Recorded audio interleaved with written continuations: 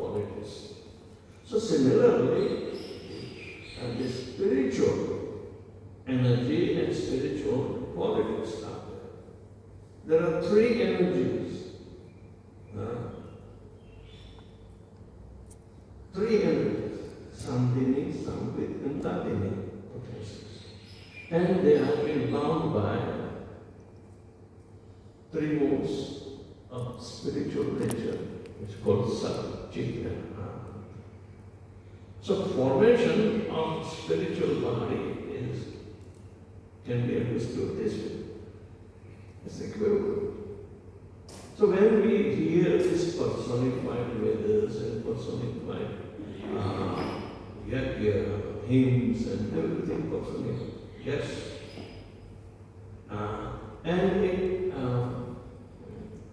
If we try to understand, it penetrates our heart and deep inside. That it is not fantasy. It is not what you call flowery language. Nothing is impersonal. Nothing is impersonal. Even impersonalists have form, but their thinking is impersonal because they don't have the higher perception that Vedas are describing. So therefore, they cut short. Otherwise, why would they dare to say, hey, you do not have to surrender to Krishna, but one who is speaking to him. Krishna is speaking today also in the form of Bhagavad Gita. We can personify that enactment of instructions that Krishna is giving to us. We can not imagine, but it comes on our mental platform when actual things are happening. So they are flickering. As soon as we stop reading, probably such personification in our mind will be over. Right? But it is a fact that in eternity, and where Satchidananda, three spiritual modes and three spiritual energies are existing, then personification is possible and it is not imaginary. So when Brahma meditates, he can describe, Hayagriva incarnation. But Brahma also described Ishvara Parama Krishna Satchidananda Vigraha Anadiradir Govinda Sarva Karana Karana Sahasrapatra Kamalam Shastrakhyan Matpadam Tat Karnikaranam Tat Dhamam Tat Anantamsha Sambhavam. Sambhavam means it is manifested. The spiritual world is manifested by the Sandhini potency called Ananta or Bhagavan. Potency is to be bound up by spiritual modes and it manifests. Is there any difference between Radharani and her Radhini potency?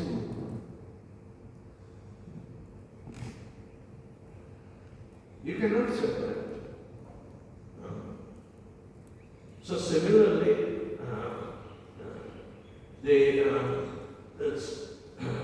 knowledge about the whole creative energies of Krishna was imparted to Brahma, Tene Brahma Radaya Adi Kave Mukhyante. By whom? The Samvit potency of Lord Krishna, she is sitting in her heart, and that is the Saraswati. That is the Saraswati.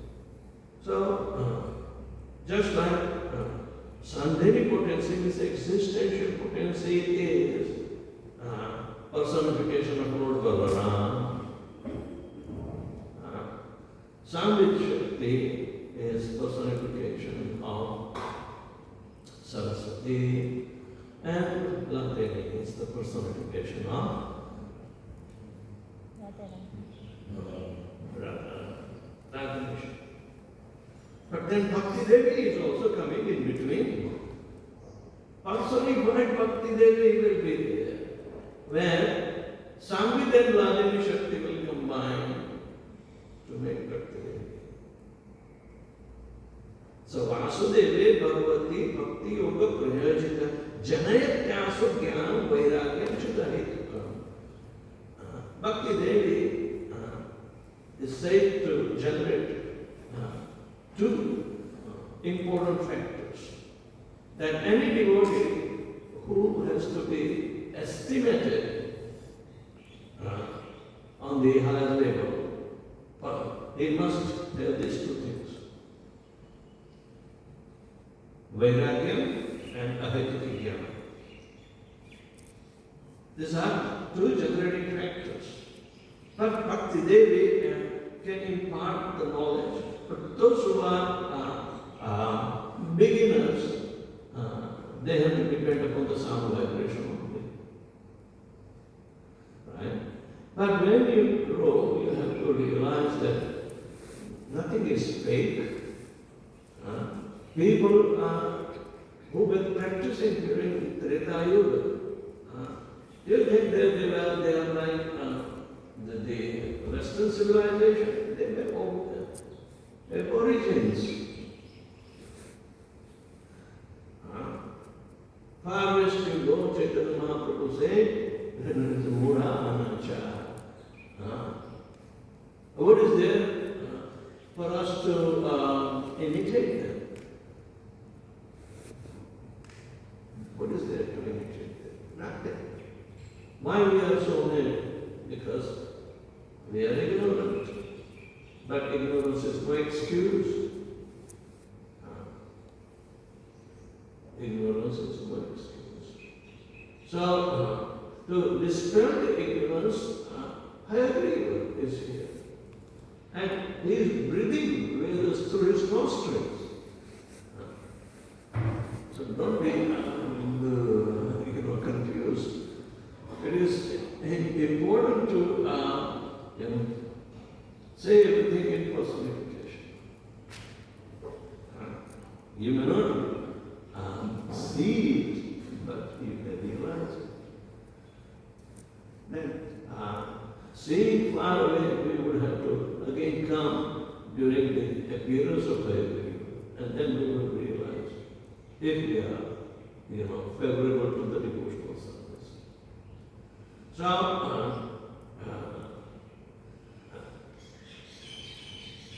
one who is directly a devotee of the Lord is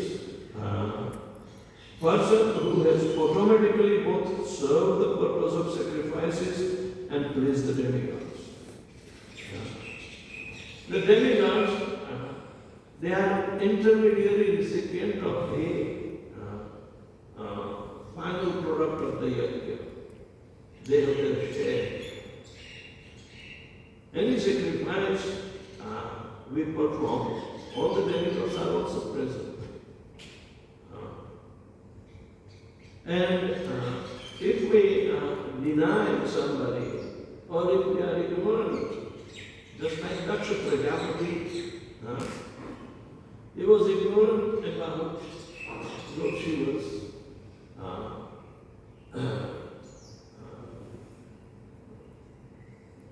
prowess of the spiritual nature. Lord Shiva is a spiritual personality. But in the material world, when Brahma brought him to become Prajapati,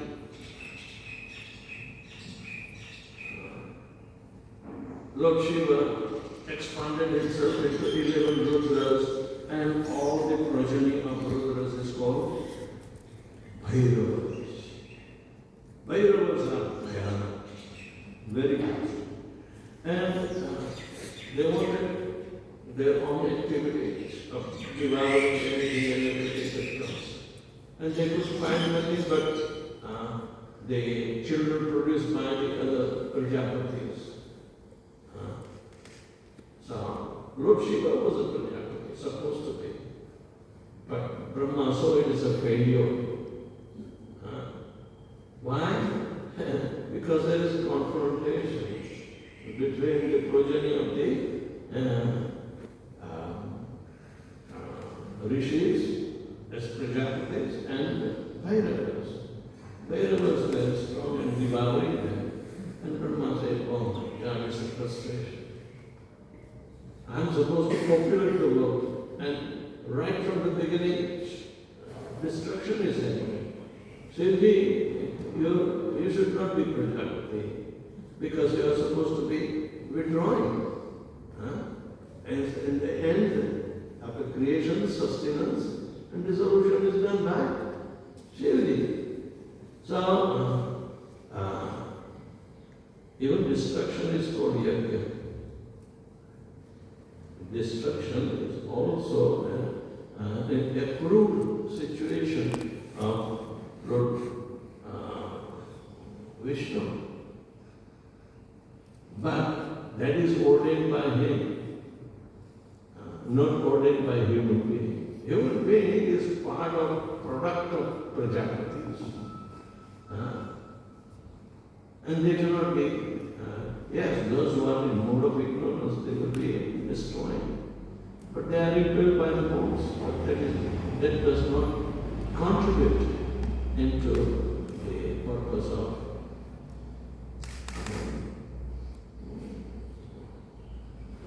the higher order of Brahma. Brahma must be frustrated when the day is ending. He has to go to sleep. So, in any case, when we see the personification aspect, it is very important to understand that it is not simply an expression of flowery language. It is not. It gives us thought to investigate more deeper that how it is axiomatically the truth. Truth which is axiomatically truth. When we see A plus B is equal to C, so therefore A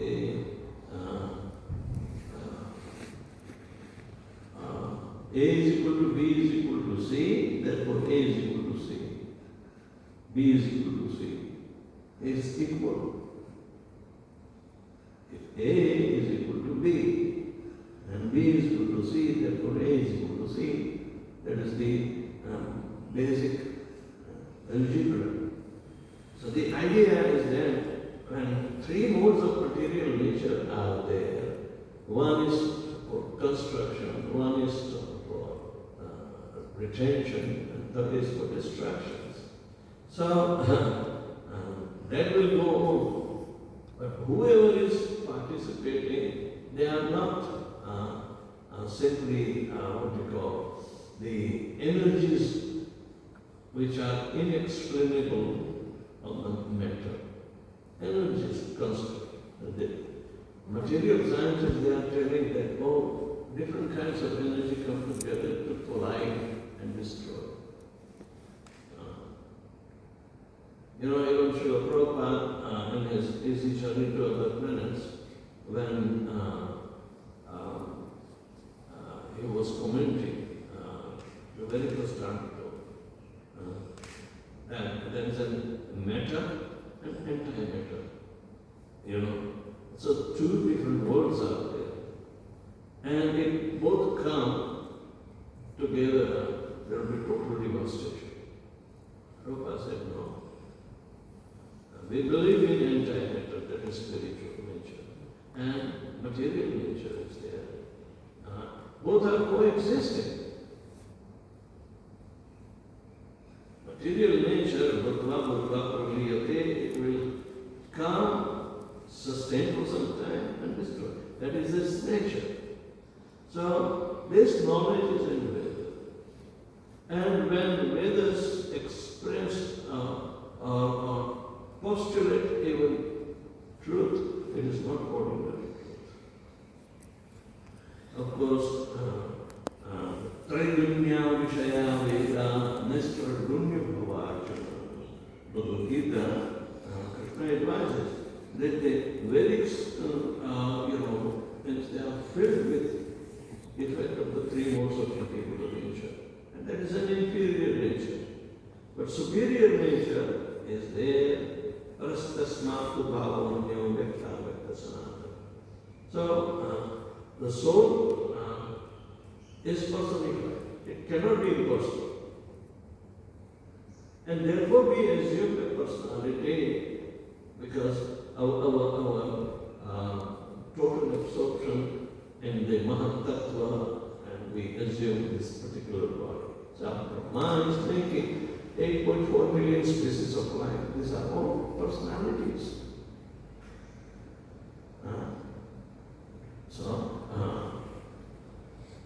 Personification is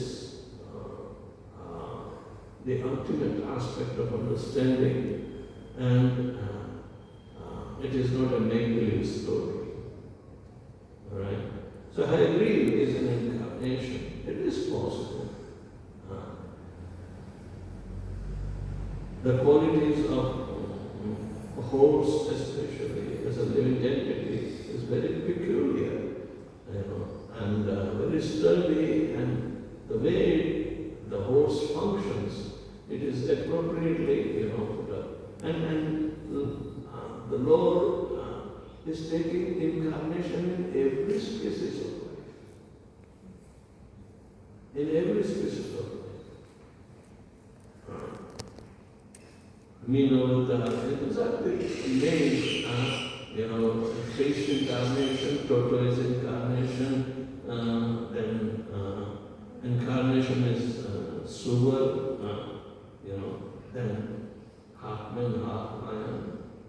So why not? And Brahma is telling in every species of life, because every species has some peculiarity, because it is created, and created in aspect of Krishna. Ultimately, is Brahma aims to create all these different species of life. But the possibility, because the three modes of material nature and permutation and combination is there, so multiple varieties are there. So that many species will be there. So 8.4 million species of life. And material scientists cannot express. And I have been telling, even the students do not know anything. But now scientists are finding out. A few years back in Papua New Guinea, they found a transparent frog. You can see the heart beating, the blood flowing without opening up. It is like a glass bowl. So scientists are bewildered. Yeah, those who are ignorant will be bewildered. But when they study the Shastra, we will stop bewildering. So here is the very important incarnation. He came to propagate the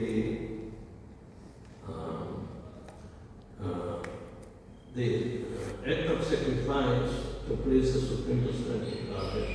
So the devotees of the Lord may not perform any sacrifice or may not please the demigods as per Vedic injunction, and that state the devotees are on a higher level than the fruiting workers or worshippers of all different